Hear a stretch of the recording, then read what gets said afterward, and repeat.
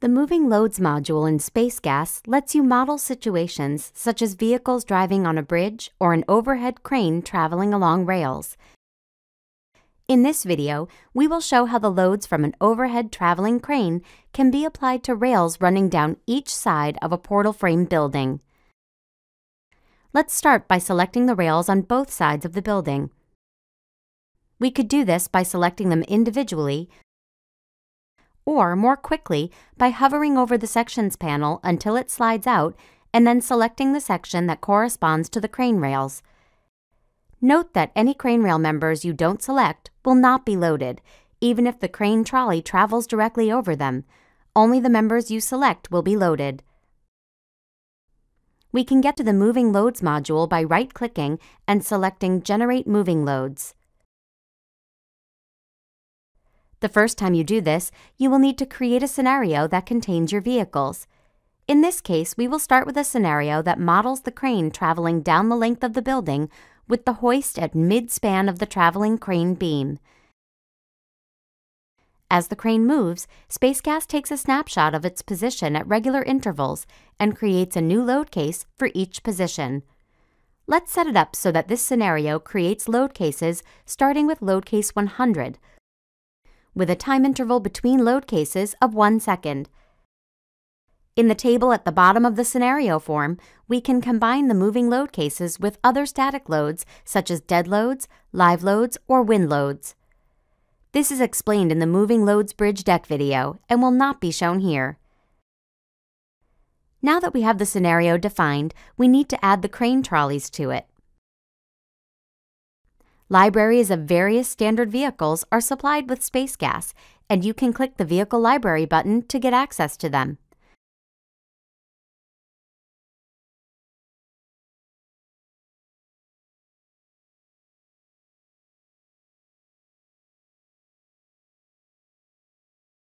But in this case, we will create our own custom crane library.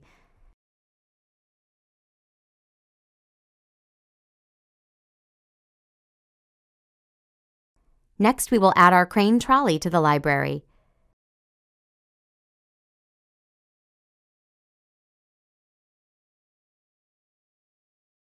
Finally, we need to define the wheel positions and loads for the trolley.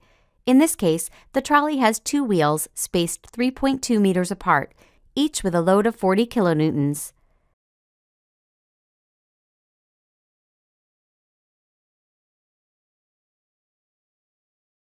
We can save this vehicle by clicking OK, and then it will become permanently available for use with any other Space GASS jobs, just like a standard vehicle.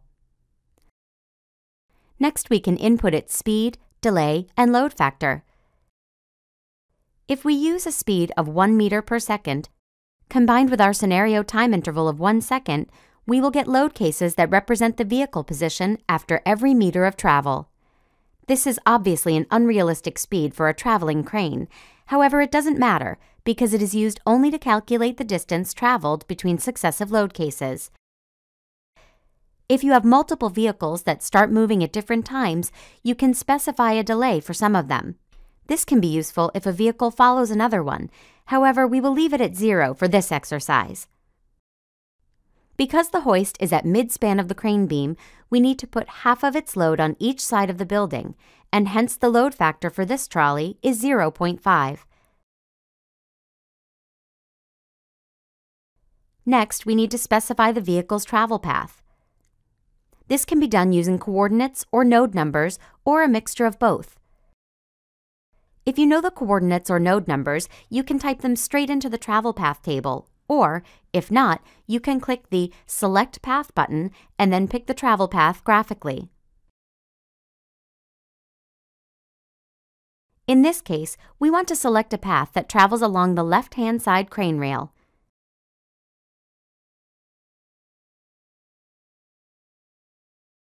Next, we want to add an identical vehicle that travels along the right-hand side crane rail.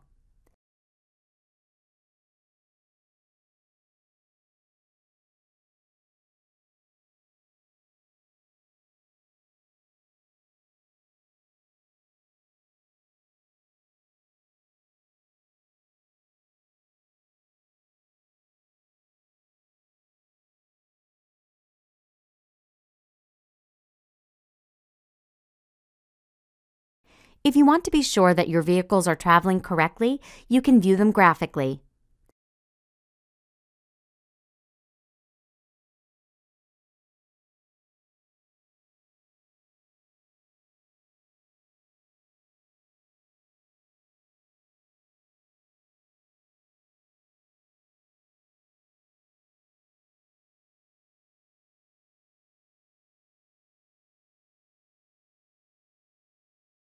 In the scenario just created, we have put equal loads on each side of the building, representing the hoist at mid-span of the crane beam.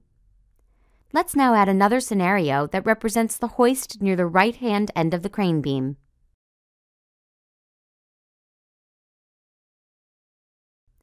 This time we will start the generated load cases at 200, with the same 1-second time interval as before. Because we are simulating the hoist near the right side, when we add the vehicles, we will factor the one on the left by 0.1.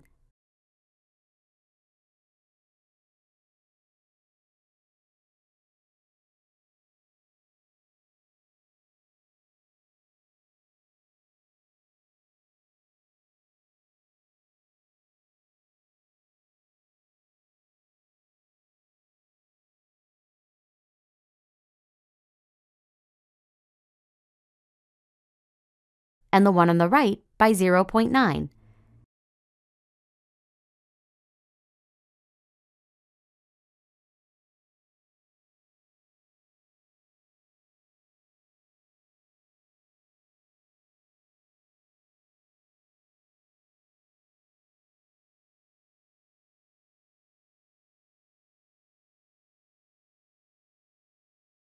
That completes the input phase. The final step is to generate the moving loads.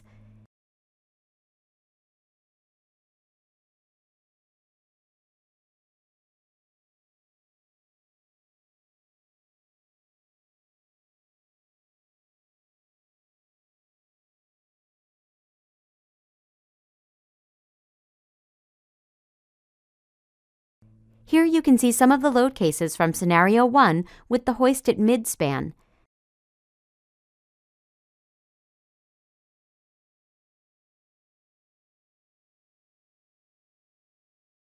And here are some load cases with the hoist near the right side of the building. You can then proceed to design or check your structure using the moving loads just like any other loads.